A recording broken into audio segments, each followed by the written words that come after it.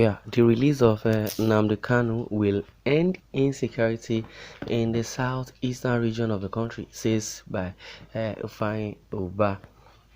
Vice Chairman Senate Committee on Petroleum Upstream, Senator Ifeanyi Uba, Young Progressive Party (YPP), Anambra South, has said that the immediate release of the detained leader of the proscribed indigenous people of Biafra, IPOB, Mazi Nnamdi KANU, will end the spate of insecurity in the southeast geopolitical zone of the country. Yes, this is coming from Uba. I would say definitely since it comes from Oba, he's a human being, and that is his opinion, though, as it is. Let's continue to understand why he has said so.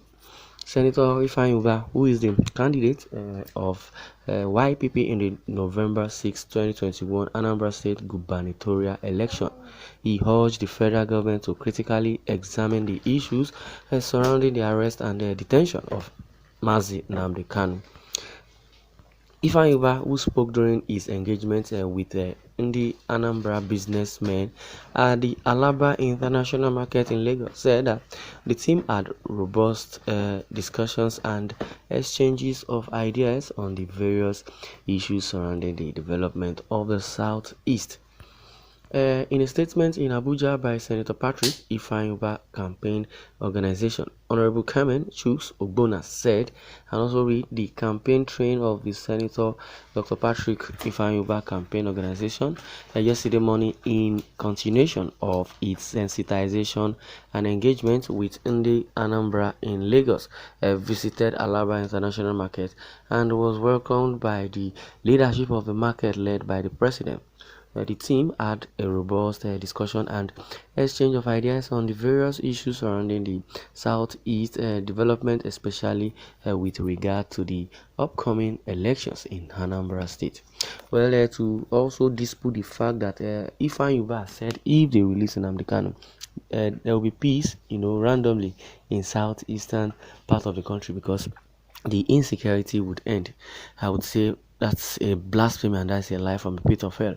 Even if they release Nnamdi KANU, I believe those that are sponsoring this banditry or insecurity will still devise other means to make sure to jeopardize and to destabilize these indigenous people of Biafra. The reason why they are doing such is just because they believe the proscribed indigenous people of Biafra are trying to make sure that they win the heart of the people, to propagate the gospel of the bad governance of Buhari. And those that I believe that are doing such, they are the Buhari, slaves, the Hope Uzodinma and David Umahi. Those are the governors that I would say they are the prodigal governors in the southeastern part of the country, because they are the one trying to plan away the indigenous people of Biafra. So they change the narrative, brought in machinery, to start destroying government formations and destroying police formations also, so that it will sound as if the IPOB are the ones destroying those properties, and they are not organized, and that is why they easily proscribe them as being terrorists. How would you describe a terrorist, or how would you describe a criminal? A criminal that do not carry gun, a criminal that you say they are criminal and they are unknown gunmen. How do you know that they are unknown gunmen? Or how, if you arrest an unknown gunman and later declare them IPOP, how do you know? That is what it is in the southeastern part of the country. The market executives who describe the distinguished senator as one of the tier-owned thanked him for donating a brand new Elos to the market some years back, and expressed their total support for his aspiration, while assuring him that the dominant feeling amongst businessmen plying their trades in Lagos is that they will all relocate back to the state next month and play their roles in ensuring that the vision for a new commercial Alhambra is achieved. In the course of the conversation, some youth leaders used the opportunity of the visit to express their sadness to the senator over the ranging issue of Mazi Nnamdi Kanu's detention and pleaded with him to intervene on the matter. The senator, in his response, assured them that there are ongoing efforts behind the scene at finding a political solution to the problem, and also promised to relay their message to the federal government with regards to the need to treat the issue as vital, especially since some opposition party players has chased in on that to create artificial insecurity in Anambra State and trigger voter apathy in the process as a cover for writing results illegally. Well, the youth later peacefully escorted the senator, who they kept referring to as the king of boys, and the street general and his team on their way out of the market with songs of freedom for Nnamdi KANU as the euphoria over their just concluded meeting and the assurance received subsist. It is our firm belief that the burning issue should not in any way be politicized, but rather it be given the due attention that it requires. Injustice to one amounts to injustice to all. And as the senator has said on several fora, including a recent BBC interview, there is need for the federal government to address the issue surrounding the arrest of Mr. KANU, especially in the face of reports that he was carrying the passport of another country at the point of arrest during his visit to another foreign country. The senator at this junction pleased that the federal government finds a political solution to this.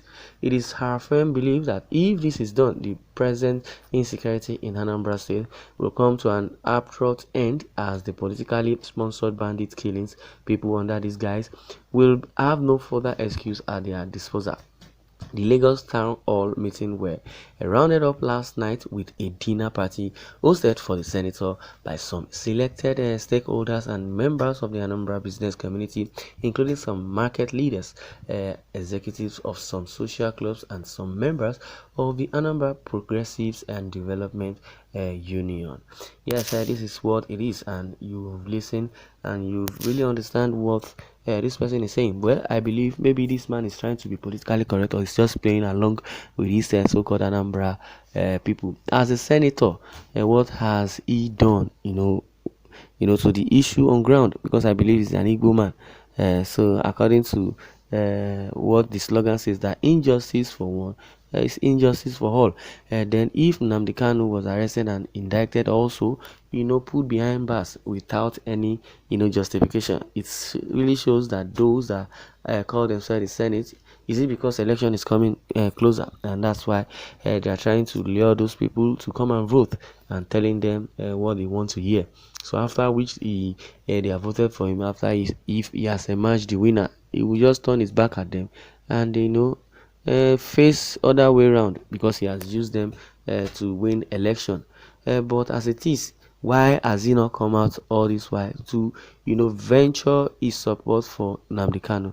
Why is it that because election is coming now, he now believes he has some brothers in Alaba market, Anambra brothers in Alaba? Well, I believe if the Igbos or the so-called Anambra businessmen in Alaba, if they are gullible, they should go ahead and vote and not think of the release of KANU. November 6th is fast approaching. I believe if they really want the Igbos to vote for them, they should, give the support to those that are following Nnamdi KANU and their Biafra members, that if KANU is not released, then there won't be election. That is what it's supposed to be.